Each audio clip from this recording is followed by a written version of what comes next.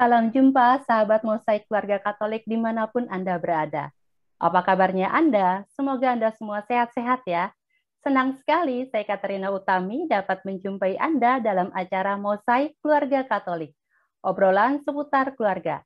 Dalam acara ini kita akan membahas masalah isu-isu seputar balita, anak-anak, remaja, dewasa, hingga lansia. Acara ini diharapkan dapat menambah wawasan sahabat Mosaik Keluarga Katolik tentang berbagai dinamika yang terjadi di usia-usia tersebut.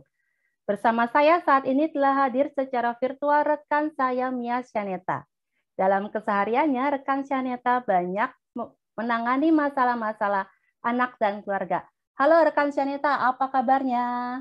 Kabar baik, Tami. Tami juga baik-baik saja. Baik-baik saja rekan Syaneta. Rekan Syaneta, tema kita hari ini sangat menarik nih rekan Syaneta. Ya. Income berkurang, pengeluaran bertambah, gimana nggak stres coba? Ini rasanya masalah yang dialami oleh banyak orang saat ini ya, Tami ya. Ya benar rekan Syaneta. Malam ini banyak teman-teman kita yang hadir di GoPlay. Kita sapa mereka terlebih dahulu ya rekan Syaneta. Halo teman-teman yang hadir di GoPlay, apa kabarnya? Sehat-sehat semua ya? Baiklah, kita akan mulai acara ini. Rekan Syaneta, ada pertanyaan yang masuk dari seorang bapak. Sebut saja namanya ini Pak Doni, tentu saja bukan nama yang sebenarnya rekan Syaneta. Ya. Pak Doni ini bercerita bahwa sejak pandemi makin sering ribut nih sama istrinya. Work from home malah bikin suasana makin panas karena istrinya ngeluh terus-terusan. Gaji suaminya kan nggak cukup karena penghasilan dari kantor dipotong 50%. Itu aja juga suka dicicil-cicil pembayarannya. Padahal selama pandemi ini pengeluaran bukannya berkurang malah semakin bertambah kan gitu. Terus Pak Doni ini ngerasa istrinya selama pandemi makin boros nih. Karena istrinya suka beli barang-barang hand sanitizer, itu sampai sedus coba bayangin karena ngejar diskon kan, kalau beli banyak itu dapat diskon. Terus juga belanja bahan makanan juga lebih boros dari sebelum pandemi. Beli masker juga banyak banget karena tergiur diskon. Nah, Pak Doni ini bertanya kepada kita gimana sih caranya supaya nggak ribut mulu. Karena jadi nggak nyaman di rumah. Anak-anak jadi sering lihat, sering dengar orang tuanya berantem di depan anak-anak. Pak Doni ngerasa sangat khawatir karena anak-anak terlalu sering melihat mereka ribut. Padahal sebenarnya kan anak-anak nggak perlu tahu masalah yang dihadapi oleh orang tuanya. Nah, gimana nih rekan Syaneta? Ya, sebetulnya masalah pemotongan uang gaji itu tidak dialami Pak Doni. Bahkan sekarang ini sudah dialami oleh sekian banyak orang lain. Bukan cuma dipotong, Tami, bahkan sekarang sudah kita dengar dan lihat begitu banyak orang sudah di PHK, yang berarti memang ya. Ya, tidak dapat penghasilan sama sekali. Nah, keributan-keributan di dalam keluarga itu memang banyak terjadi. Ya, kita dengar tidak hanya dari Pak Doni, tapi coba sekarang kita kembali mengingat ini, bahwa pandemi ini tidak hanya dialami oleh keluarga Pak Doni, bukan juga oleh hanya kita-kita di Indonesia. Ini adalah pandemi yang dialami oleh dunia, dan rata-rata orang juga merasakan kesulitan yang kurang lebih sama gitu ya, Tami ya.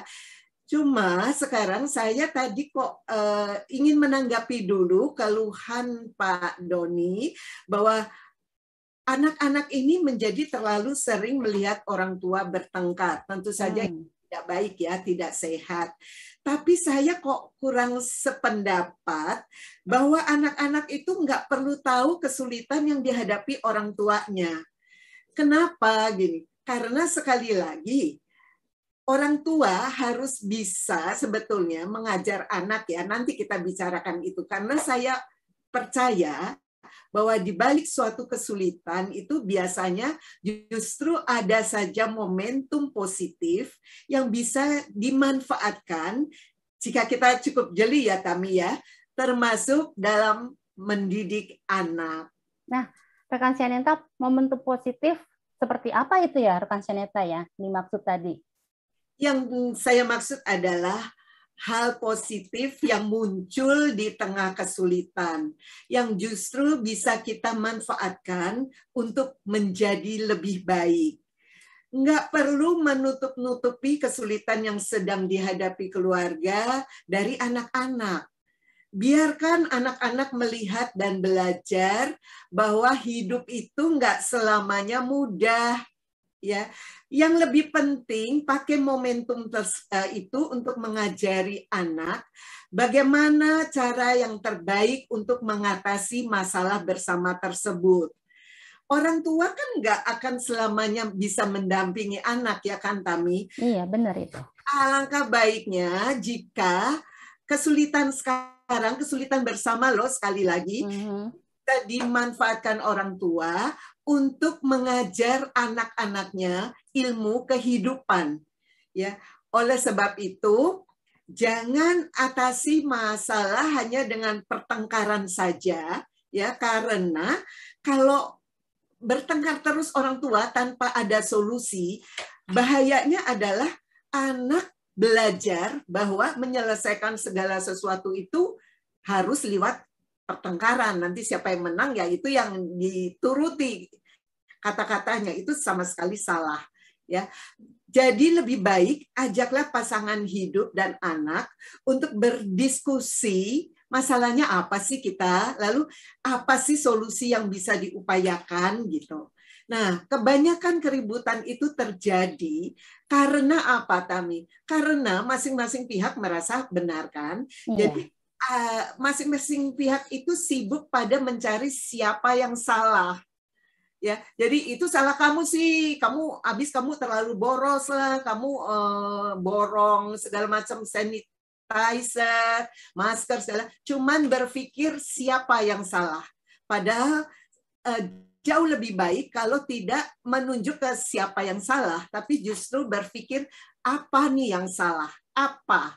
Jadi kalau apa itu tidak mengacu pada siapapun, tapi justru mengacu pada kalau gitu apa solusinya gitu. Jadi suami istri ini justru harus kompak agar bisa memenangkan pandemi ini gitu. Iya, betul juga ya rekan Syaneta, bahwa tadi tidak setuju kalau anak-anak itu tidak mengetahui apa yang terjadi dalam keluarga mereka. Justru kita harus mau terbuka kepada anak-anak agar mereka tahu persoalan yang sedang dihadapi oleh orang tuanya. Juga mereka ikut berpikir bagaimana cara mengatasi persoalan tersebut. Tapi gimana rekan Syaneta agar Pak Doni ini bisa mengurangi stresnya nih? Mengurangi stres. Iya. Pertama tentunya harus dari keinginan dulu. Tapi saya mengapresiasi bahwa dengan Pak Doni mau sharingkan masalahnya, berarti Pak Doni termasuk orang yang ingin mencari solusi, ya, Tami, ya. Iya. Begini, Tami, pandemi ini memang berdampak sangat besar dalam kehidupan banyak orang. Pandemi ini memporak-porandakan semua yang tadinya baik-baik saja. Ya kan? Nah, pandemi ini seperti musuh yang tak terlihat, tapi sungguh berbahaya dan mendatangkan kesulitan yang besar. Karena itu, suami istri justru harus kompak agar bisa menang melawan musuh pandemi ini, Tami. Ya, tapi kalau kompak itu rekan Syaneta, karena gimana ya kompak ya? Karena masing-masing kan punya pendiriannya masing-masing nih, rekan Syaneta. Yang satu merasa bahwa benar, yang satu lagi merasa dirinya yang paling benar. Gimana caranya supaya mereka bisa kompak nih? Gini, Tami, kita tadi sepakat ya bahwa pandemi ini adalah musuh yang tidak terlihat, tapi nyata. Nah, ibaratnya kalau kita mau perang, nih, bayangkan bahwa kita ini adalah sekumpulan pasukan atau tentara yang akan berperang, ya. Kita tidak akan pernah bisa mengalahkan musuh itu jika di dalam internal kita sendiri terjadi peperangan antar tentara tadi, antar orang-orang yang harusnya bersekutu, tapi ribut terus. Untuk bisa mengalahkan musuh bersama, kita harus kompak dan saling mendukung satu dengan lainnya. Ya, jadi singkatnya, kita nggak akan bisa menang perang deh kalau kita di dalam kubu kita itu udah ribut, udah berantem sendiri dulu, gitu loh, Tami. Nah, dalam peperangan diperlukan strategi. Bagaimana bisa bertahan dan pada akhirnya bisa memenangkan peperangan tersebut. Makanya untuk bisa menyusun strategi, diperlukan dulu kesediaan untuk mendata apa aja sih kekurangan kita gitu loh. Apa aja juga kelebihan kita gitu. Nah, setelah tahu itu semua, kita bisa memikirkan strategi yang terbaik. Seperti itu, Tami. Iya, jadi seperti kita mau berperang ya rekan Seneta. Jadi harus dipikirkan bagaimana menyusun strategi yang terbaik. Tapi kalau dalam kehidupan berkeluarga menyusun strategi seperti apa ya rekan Seneta? Ya, yang paling gampangnya nih. Ya. Kita data dulu semua pengeluaran kita. Uang sekolah anak, biaya makan sehari-hari, biaya rutin seperti listrik, air, transport, dan lain-lain. Ya, lalu kita juga mendata pengeluaran ekstra apa sajakah yang harus dikeluarkan. Ya tadi termasuk hand sanitizer, masker, biaya internet dan lain-lain. Ya, nah sebaliknya pengeluaran rutin apa sajakah yang justru bisa berkurang. Misalnya, Tami, kan sekarang lagi nggak perlu transport untuk ke kantor, ke sekolah, ya. Jadi seberapa biaya bensin atau transport itu bisa dikurangi. Juga misalkan biaya makan siang yang biasanya harus dikeluarkan kalau ngantor gitu kan, atau biaya jajan anak kalau dia sekolah tatap muka. Lalu juga biaya ngopi, biasanya sering-sering misalkan habis kerja kumpul-kumpul ngopi lah bersama ya. Terus juga biaya hangout, kumpul-kumpul dengan teman, semuanya itu sekarang hampir mustahil dilakukan. Termasuk juga barangkali ada biaya-biaya seperti untuk nonton bioskop, biaya rekreasi, termasuk juga biaya perawatan diri, potong rambut mungkin ya dulu apa itu yang minimal lah ya, semua orang kan melakukannya gitu.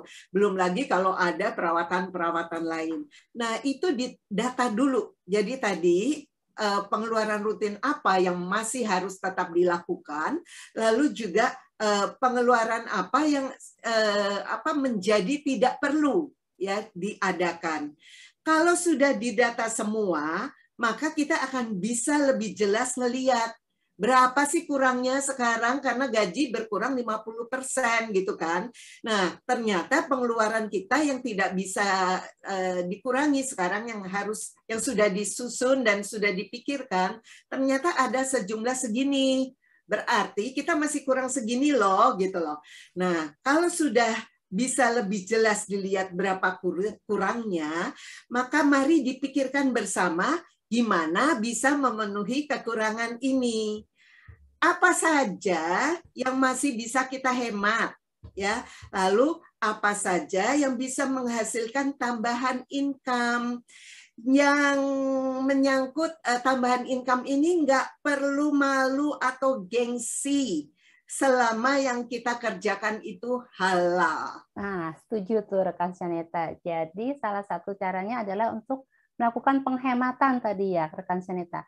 Betul. Penghematan dalam keluarga, tapi ibu-ibu suka bilang gini nih rekan Seneta, apa lagi yang mau dihemat, semuanya kan memang harus dikeluarkan, biaya listrik, air, telepon, sekolah anak gitu. Jadi gimana nih contohnya melakukan penghematan dalam keluarga rekan Seneta? Ya, tadi seperti saya katakan kan mendata dulu apa sih yang benar-benar tidak bisa dikurangi ya. Tapi itu pun kan sekarang banyak juga kemudahan yang diberikan oleh pemerintah ya. Iya. penghematan itu seperti apa? Ya misalkan kalau dulu kita punya pembantu yang pulang hari atau kita ada pembantu tetap gitu kan. Nah, kita pikirkan bagaimana jika kita memutuskan tidak memakai tenaga asisten rumah tangga ini. Apa konsekuensinya? Dipikirin dulu semua, Tami. Jadi sebelum memutuskan itu dipikirin dulu.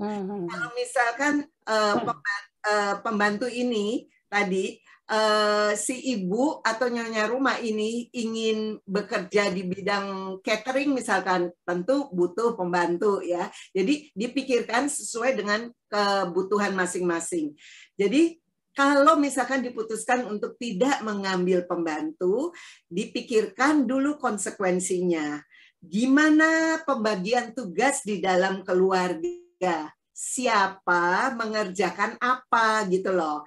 Jadi sebetulnya anak-anak itu sedari kecil itu sudah dibiasakan, bisa dibiasakan untuk membereskan misalkan piring makan mereka sendiri, mencuci peralatan makan mereka sendiri. Itu harusnya sudah bisa dilakukan, Tami. Seperti saya sempat lihat ya di satu tempat penitipan anak gitu ya di satu negara lain gitu, itu anak-anak masih umur 1,5 tahun itu sudah dibiasakan makan sendiri. Lalu kalau sudah makan dia harus meletakkan piringnya itu di satu tempat, piring kotor semua dibawa ke situ, itu sudah bisa, Tami.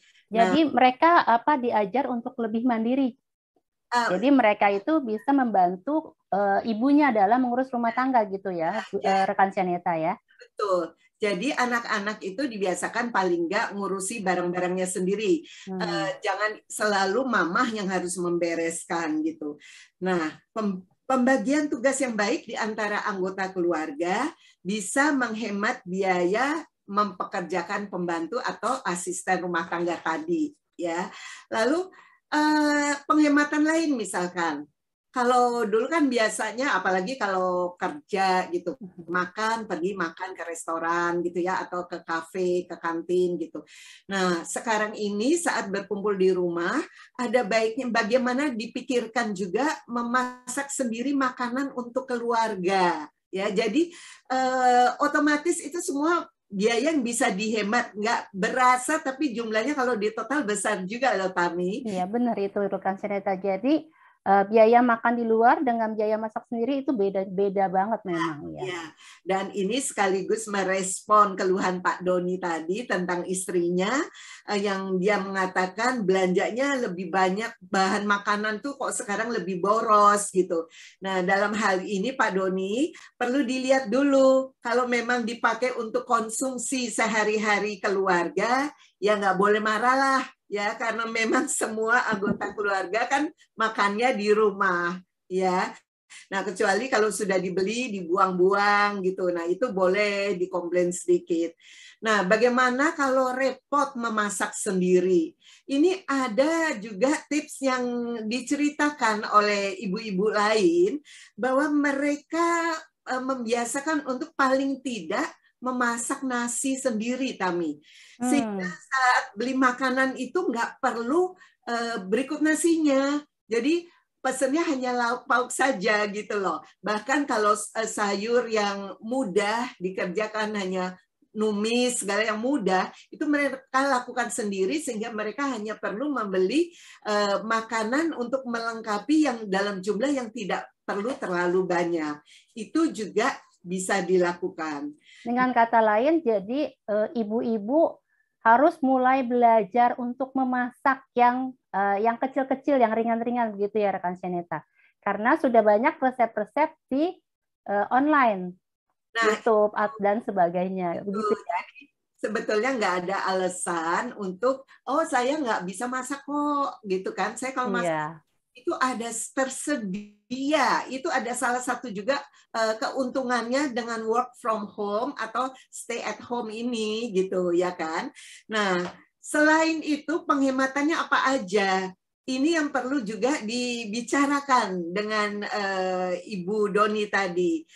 Kalau selama kita tinggal di rumah, itu kan sebetulnya kita nggak perlu menghabiskan hand sanitizer karena jauh lebih murah untuk cuci tangan menggunakan sabun biasa gitu loh, Tami. Ya, jadi cuci tangan dengan sabun itu tidak akan bengkak biaya pengeluaran ya. Ya, daripada kita harus membeli hand sanitizer. Lalu kita juga perlu borong masker. Karena kalau sekarang ini anak-anak belajar dari rumah. Orang tua juga lebih banyak bekerja dari rumah.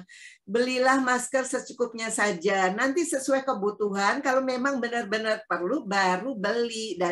Dan itu pun tidak harus tergantung pada diskon. Kadang-kadang ibu-ibu ini memang tergiur diskon, rekan Shaneta. Jadi kalau lihat ada diskon langsung beli. Aturan yang mudah tumbuh ya untuk dikonsumsi sendiri. Misalkan bayam, sawi, cabai dan lain-lain yang tidak membutuhkan lahan khusus, Tami. Dan cukup murah medianya. Ya, jadi itu juga bisa dilakukan, hasilnya bisa dimanfaatkan untuk kebutuhan keluarga. Ya kan, Tami? Nah, iya, itu benar, penghematan yang syukur-syukur kalau punya sedikit tanah yang bisa atau halaman yang bisa dipakai untuk menanam dalam jumlah lebih banyak, itu bahkan bisa dijual ke tetangga kayak ke siapa kayak gitu kan. Ya. Atau tukeran rekan Shaneta dengan tetangga. Nah, ini jenis-jenis penghematan yang bisa dilakukan. Ya, seperti itu, Tami. Sangat menarik ya, tadi ada beberapa penghematan yang bisa dilakukan dalam keluarga rekan Shaneta. Nah, gimana caranya agar menaikkan income dalam keluarga nih rekan Shaneta? Nah, ini bagian yang cukup seru nih. Iya. Itu sekali lagi tadi saya sudah sempat sebut ya. Dalam berusaha mencari income tambahan lah ya, mencari income tambahan di situasi yang serba tidak menentu ini, hal yang paling perlu dilakukan adalah kreatif lah. Ya, jadilah orang kreatif satu. Terus kedua, tidak perlu gengsi, tidak perlu malu. Karena semua yang dilakukan itu sepanjang itu halal, itu justru akan benar-benar membuat kita lebih cepat keluar dari kesulitan ekonomi. Mungkin pernah dengar ya bahwa ada satu orang yang dia adalah sebetulnya pemimpin satu orkestra di salah satu negara ya, kalau nggak di Amerika atau di Eropa lah gitu, itu saya lupa, tapi intinya dia adalah salah satu konduktor yang cukup dikenal di sana. Dia mau loh kembali ke negaranya ya, ke Singapura, lalu di sana itu dia menjadi supir ojek yang nganter makanan, Fani, Tami. Jadi dia itu mau melakukan apapun dengan harapan pandemi ini bisa segera selesai dan dia bisa lagi kembali ke pekerjaannya yang utama gitu. Luar biasa ya rekan-rekan Shaneta. Jadi tidak perlu malu untuk melakukan hal-hal selama itu adalah yang dilakukan halal gitu ya rekan Shaneta. Kalau kita perhatikan, Tami, mereka yang mengeluh terus itu seharusnya berhenti mengeluh dan mulai lebih memikirkan apa nih yang bisa dilakukan gitu. Nah, saya kasih contoh ya. Tadi kan Tami menanyakan bagaimana bisa mendapatkan extra income ya. Nah, kita coba lihat apa saja. Sebaiknya suami istri juga mendata dulu ya apa yang mungkin mereka lakukan gitu, dan siapa saja, misalkan tidak hanya terbatas ayah ya, tapi juga mungkin ibunya, lalu mungkin anak yang sudah cukup besar gitu ya. Nah, apa saja sih yang bisa dikerjakan? Misalkan yang paling gampang adalah jadi penjual makanan. Bisa sebagai produsen makanan itu sendiri, misalkan Bu Doni ini terkenal enak loh kalau dia bikin apa ya, misalkan bikin spaghetti gitu ya. Sambal sekarang.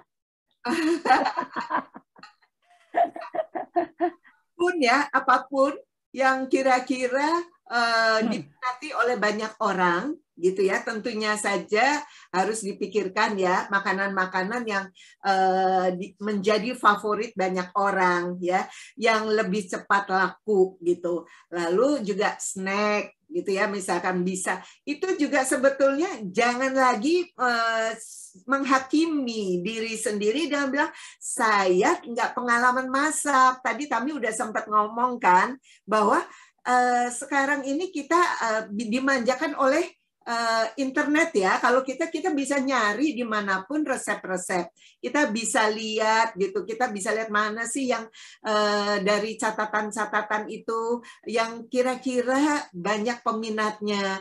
Nah, buatlah makanan itu, coba-coba selain bisa sebagai konsumsi anggota keluarga, itu juga bisa dijual. Ya, nah bagaimana kalau memang tidak sempat atau tidak mungkin untuk memasak sendiri gitu ya. Nah, jadilah reseller dari makanan yang banyak diminati orang kami. Itu juga perlu satu usaha ya, tapi itu juga sesuatu yang terbukti bisa membantu banyak orang mengatasi kesulitan ekonominya. Nah, tadi kan hobinya misalkan tadi tentang masker, hand sanitizer. Cobalah barangkali menjadi agen yang menjual kebutuhan itu. Nah, bagaimana supaya kreatif? Misalkan segala kebutuhan itu di packing dalam satu kotak yang kecil gitu, yang di dalamnya sudah ada segala macam yang dibutuhkan untuk kalau orang melakukan perjalanan. Nah, itu juga akan membantu dan orang juga yang nggak mau repot itu bisa tertarik gitu loh. Oh iya, cukup dengan satu kantong yang saya beli di sini, di dalamnya sudah ada misalkan tisu basah, itu bisa dilakukan ya. Jadi itu juga satu prospek yang bisa dicermati dan dijalankan.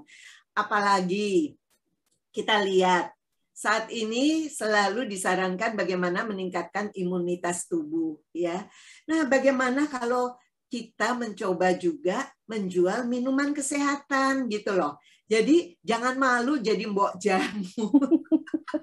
Mbok jamu zaman modern. Ya, jadi bikinlah gitu, ditawarkanlah ke teman-teman di grup ya, di tetangga, perlu nggak ini, kan banyak orang males untuk bikin kan Tami. Nah, itu juga menjadi satu peluang gitu loh. Orang-orang yang males bikin ini, bagaimana mereka bisa tetap mengkonsumsi minuman atau makanan sehat ya, minuman sehat yang diramu dari berbagai apa ya, misalkan jahe, jamu-jamuan ya. Jamu-jamuan ya. Nah, itu juga bisa jadi satu peluang. Selain itu, untuk para bapak nih, jangan malu kalau misalkan jadi supir atau ojek online gitu kan. Itu kalau kita lihat sekarang banyak loh Tami, orang-orang yang rapi sekali gitu ya, terus dia nggak malu gitu loh untuk jadi pengantar makanan dan sebagainya, apapun yang bisa dikerjakan dan bisa menambah penghasilan. Dan sempat suatu saat ya seorang teman menanyai dari orang yang mengantar makanan gitu, dan ternyata jabatan dia itu cukup tinggi di perusahaannya.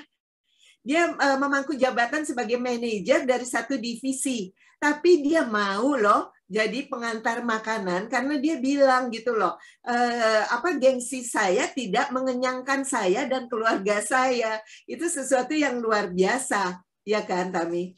Sangat luar biasa. Jadi ya rekan Syaneta, jadi jangan makan gengsi kalau kata orang bilang.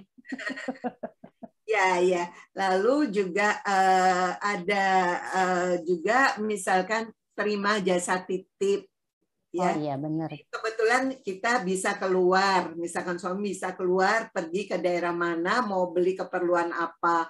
Nah, boleh itu juga banyak dilakukan gitu. Jadi kuncinya akrablah dengan teman-teman yang di WA group paling tidak gitu ya. Dan misalkan saya kebetulan ada keperluan beli ini, ada yang mau perlu nggak gitu ya. Nah, terus apalagi kita lihat sekarang ada bidang-bidang usaha yang banyak ditinggalkan orang, ya, karena pandemi ini. Contohnya adalah berbagai macam kursus kami.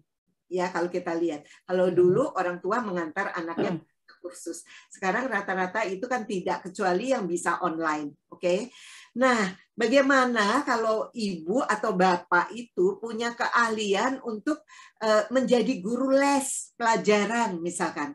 Itu juga bisa dilakukan gitu loh, ya. Jadi jadi guru les pelajaran dari anak-anak di tingkatan yang mereka menguasai, ya. Itu juga perlu ditawarkan gitu loh, karena kalau dia bisa mensiasati lewat Zoom misalkan gitu ya, itu juga pasti akan cukup banyak orang yang berminat. Dan satu lagi adalah misalkan tadi ya, tingkatan yang manajer, tingkatan yang cukup tinggi gitu. Cobalah untuk menawarkan jasa sebagai trainer ya dari bidang-bidang yang dikuasai, trainer online ya. Jadi itu juga sesuatu yang bisa dilakukan. Sebetulnya sangat banyak, Tami, sangat banyak yang bisa dilakukan, tidak terbatas dari yang apa saya sebutkan tadi. Nah, sebetulnya ada juga yang boleh dilakukan dan bagus untuk dilakukan adalah kompaklah gitu dengan grup teman-teman di grup WA gitu loh ya, lalu saling tukar info gitu. Saya tahu ada beberapa grup pertemanan yang mereka saling menginfokan, kalau kalian butuh ini aku jual ya gitu loh, dengan harga misalkan lebih khusus ya kalau ke teman itu. Nah, kalau kalian perlu ini, perlu makanan ini, aku jual ya, belilah di saya gitu. Jadi manfaatkan grup WhatsApp atau grup medsos lainnya untuk saling tukar info, siapa bisa memproduksi apa, siapa menjual apa, dan mulailah saling membantu, saling membeli produk teman. Itu juga diharapkan bisa mengatasi kesulitan yang ada saat ini, Tami. Wah, sangat menarik sekali pembahasan kita nih, rekan Syaneta. Tapi sayangnya waktu kita sudah hampir habis. Rekan Syaneta, adakah poin-poin yang ingin disampaikan sebagai kesimpulan dari obrolan kita malam ini? Ya, Tami, tadi adakah yang teman kita yang katanya mau tanya ya, apakah sudah gabung? Oh iya, ada nih. Ada rekan dari teman kita, Alexius. Jamu Zamano, apakah bisa jamu dicampur boba? Jadi intinya harus kreatif ya rekan Syaneta. Ya, terus Iya. apa namanya ya, intinya tidak boleh menyerah gitu loh, tidak boleh menyerah ya, dan jangan berkutat di kesulitan saja gitu loh, Tami. Ya, sayang ya waktu kita sudah habis ya, Tami. Sudah hampir habis nih rekan Syaneta. Bisa rekan Syaneta bisa kasih poin-poin penting untuk kesimpulan kita, rekan Syaneta? Ya, kalau boleh disimpulkan, pandemi ini adalah musuh bersama. Ya. Ia sungguh nyata walaupun tak kasat mata. Kehadirannya memporak-porandakan kehidupan sekian banyak manusia, tak hanya di Indonesia, namun juga di seluruh dunia. Diperlukan kekompakan, strategi, dan kerjasama untuk mengalahkannya. Karena itu, jangan habiskan energi hanya untuk pertengkaran semata. Imunitas tubuh kita loh jadi taruhannya. Dan harap diingat bahwa tak ada masalah yang tak ada solusinya. Ya, seperti itu, Tami. Saya sangat setuju sekali dengan kata-kata terakhir tadi, rekan Syaneta, bahwa tak ada masalah yang tak ada solusinya. Nah, sahabat Mosaik Keluarga Katolik, terima kasih atas kebersamaan kita malam ini. Terima kasih juga kepada teman-teman yang sudah hadir di GoPlay, teman-teman yang sudah setia sampai akhir acara. Terima kasih semuanya. Semoga apa yang telah kita bahas malam ini dapat bermanfaat dan menambah wawasan Anda. Kami berdua, saya Katerina Utami dan rekan saya Mia Sianeta pamit undur diri. Sampai jumpa dalam acara Mosek Keluarga Katolik berikutnya dengan tema-tema menarik lainnya. Jangan lupa membangun bangsa dimulai dari keluarga. Bye-bye. Bye.